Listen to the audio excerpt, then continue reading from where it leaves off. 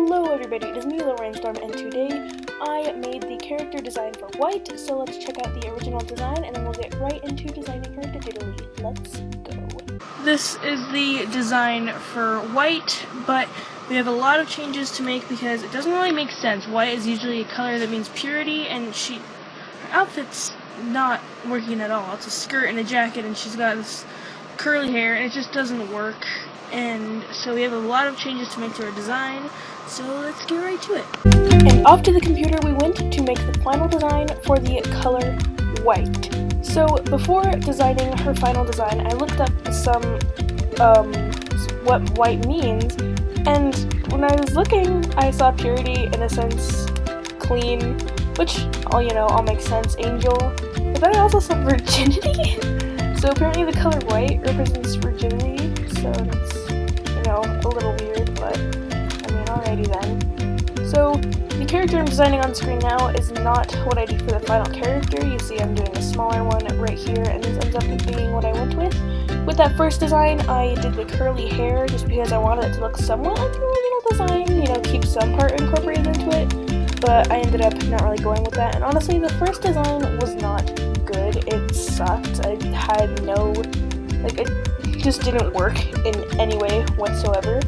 So I had a lot of changes to make. We started by changing that hair to be straight, because when I think of clean, I think of it as shiny and sleek. So straight hair just made more sense in my mind. Also, with it saying innocence and purity, I was thinking a lot about one of my friends, and so her hair, this character's hair, kind of looks like that friend's hair.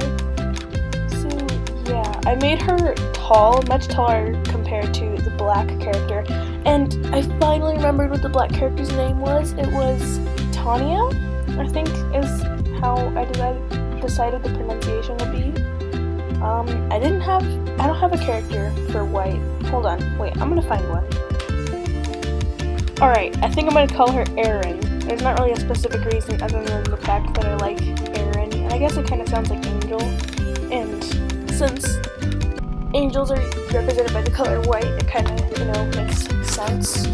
So here you can see me designing the outfit. I wanted to give her a really flowy dress, which was not the best I've ever done, because I'm not good at drawing folds or wrinkles or anything like that in clothing. So this was a mighty challenge. I don't think I did terribly. It's not the best, but I think it was alright. The ruffles and the sleeves could have been done better.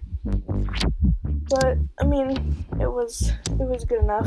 I gave her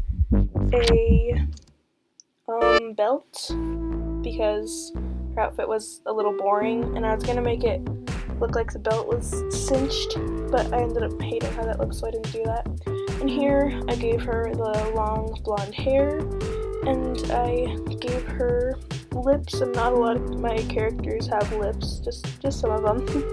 Some of them have lips, and then some of them have just a plain old mouth. And then here I am doing the bust design. Last time I kept calling it a close-up or a facial drawing, but it's called a bust design. I don't know why I couldn't think of that word. Not design, bust drawing, because you're just showing from the shoulders up. But for some reason I couldn't think of that word. I had a lot of trouble with the sizings in this drawing because I couldn't get the bust and the full body drawing to look good together. So it was just it was a mess. Oh, and here we are onto inking. The inking looks terrible on this drawing. I used the same brush I used for Tanya's inking, and I like it. It's just that it's really pixelated. I think I'm gonna look for a different inking brush, because this one, it's cool and I do like using it for shines, but it just has this really pixelated look, and I don't like what it looks like. So I'm going to change it. When I finished the bust drawing, I realized that the character was kind of simple, and at first I kind of didn't like it, but it kind of makes sense, because, it's white, it's plain, it makes sense for it to not have too much to it, just to be plain.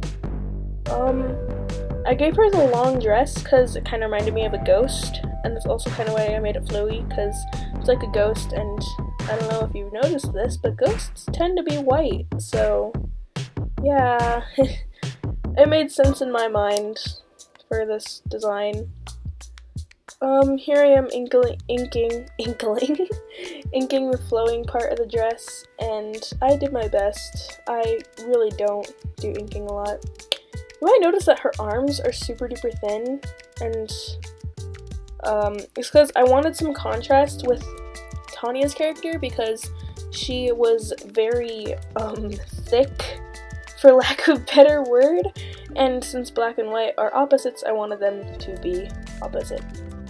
So this character White, she doesn't actually really have a lot of white in her design. I gave her blonde hair. I was going to make it more platinum, but I couldn't find the color that I wanted.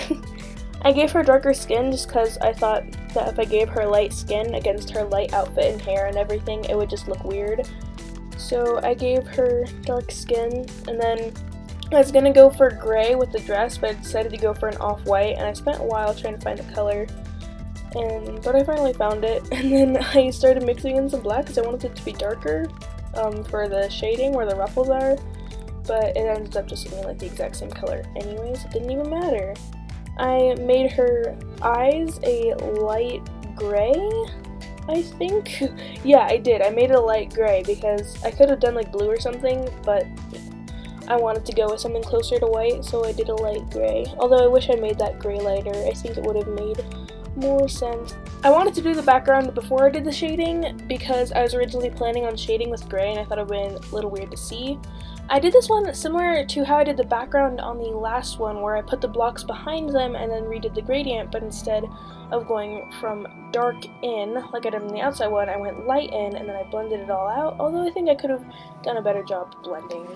I was going to blend it with gray, because gray and white are closer, but I ended up just sticking with the dark red that I usually use to shade with the cell shading, and continued with that. And I did the shading really weird on this drawing. I guess I just decided to not understand how light works and just shade it how I wanted to, so the shading isn't great. And then for this full body drawing, I used way too thick of a line for the shading because the drawing is so small. I should have made it smaller, but what are you gonna do? It's too late now.